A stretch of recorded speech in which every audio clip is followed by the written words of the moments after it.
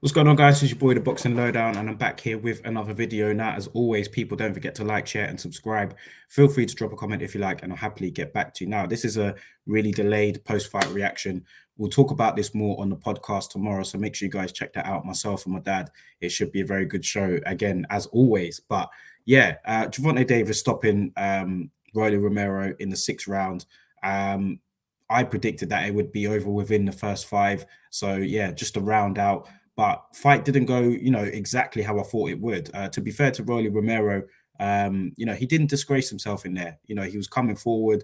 He did land his fair share of shots, but ultimately I think we all knew he was bluffing when he was talking about him knocking Gervonta Davis out in the first round. Like no one even believed that. I don't even know if he believed it, but yeah, that of course didn't happen. But he was pressing forward. He was, he was looked the naturally bigger man in there, and he was trying to insert a lot of pressure on Gervonta Davis, who elected to be on the back foot for most of the fight. He this strategy worked for him. They went in there with a game plan. Gervonta Davis was never seen too bothered at all with anything that Romero did, even talking to the crowd at certain times, talking to Romero himself. And after the fight, he was asked like why he was doing that, and he was saying that it was basically to get that gym vibe. Like when you're in the gym and you're sparring, and that's basically what he wanted to do. And Gervonta Davis has got serious power. We know that. And literally, the first real shot that Rolly Romero walked on, it was done. It was a fantastic counter left hook off the ropes, as you can see here.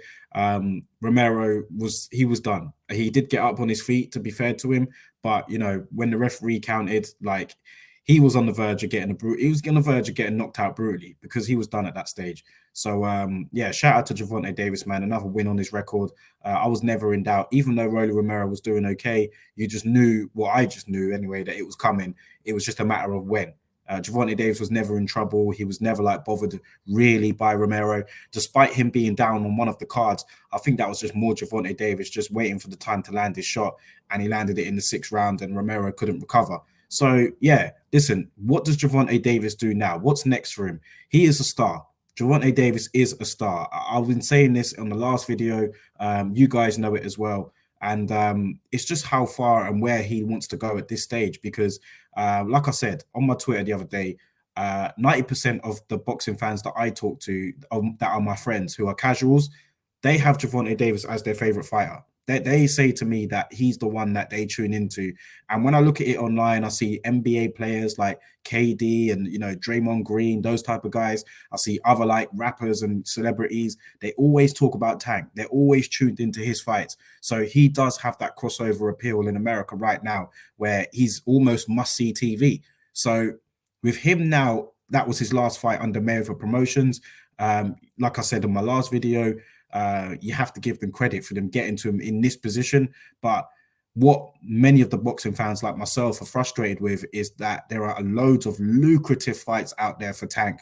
He's 27 years old. There are huge fights out there for him, and Mayweather Promotions don't seem interested in putting him in there with those type of guys. Like, we want to see him in with a Lomachenko. We want to see him in with a Devin Haney, George Kambosos. We want to see him in there with Ryan Garcia. To be fair, they did try and make that. It was more Ryan Garcia's end why that fight didn't happen. But there is a crossover appeal with Tank, and I think that with the casuals, they're just happy to see him get these knockouts. Do you know what I mean? Like, it is what it is with them. But with the hardcores, we want to see him in there now against that other elite competition. We know that he can do it.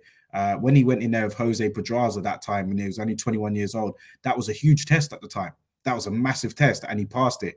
And since then, you would have thought he would have elevated to further than this in terms of his boxing progression. And that's not saying that he hasn't progressed at all, because he has, of course, both in the ring and out the ring monetarily.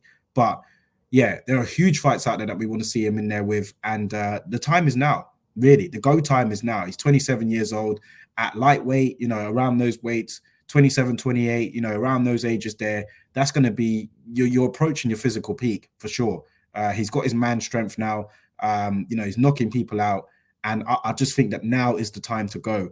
Whether it is a Lomachenko or someone like that, if he's a free agent, he'll be able to move wherever and get the best deal for him.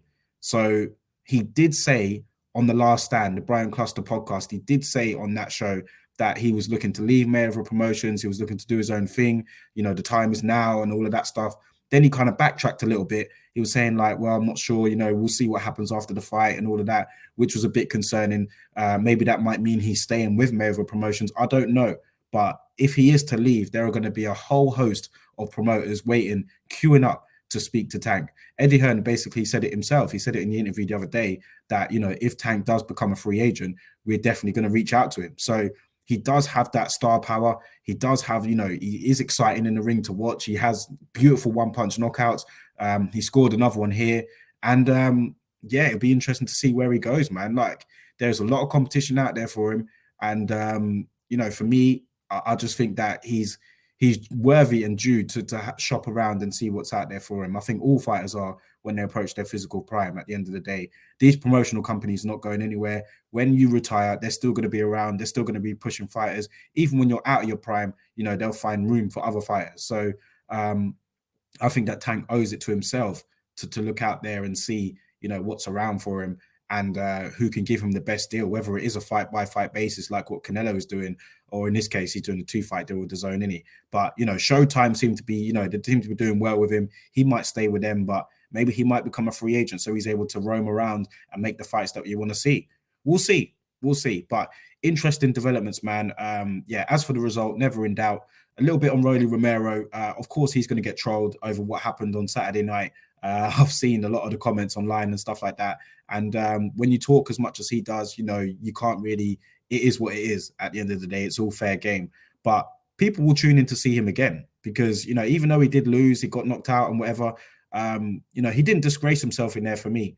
So, you know, if you do have people tune in to see, you know, personalities and characters, whether they like you or not, and if you can do a bit in the ring, you know, people will come and watch you again. Do you know what I mean? So he's not my cup of tea, but at the end of the day, he didn't really disgrace himself in there too much. He was pressing the action. He did land his fair share of shots, but ultimately, as we all predicted, Tank was on another level to Rolly Romero. So interesting. Let's see what happens next. I reckon Mayweather Promotions will definitely want to get Rolly Romero out there again. I've seen Leonard Ellaby tweet saying that, you know, there are other lightweights out there. They got put on notice by Rolly Romero.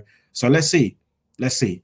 Let me know your thoughts about it in the comment section below anyway, guys. Last one on this. I did see the post-fight presser where Romero was saying that, you know, he won every round and he wants to rematch Tank. I just think that at this stage, don't get too obsessed with one fighter, man. I get it. It was just after the fight. It's raw. But, you know, you've lost this one. You know, it was a conclusive ending. There was no controversy at all. So, you know, you're going to have to build yourself back up before you can jump straight into a rematch with Tank, in my opinion. Let me know your thoughts about it in the comment section below, guys, and I'll catch you on the next video.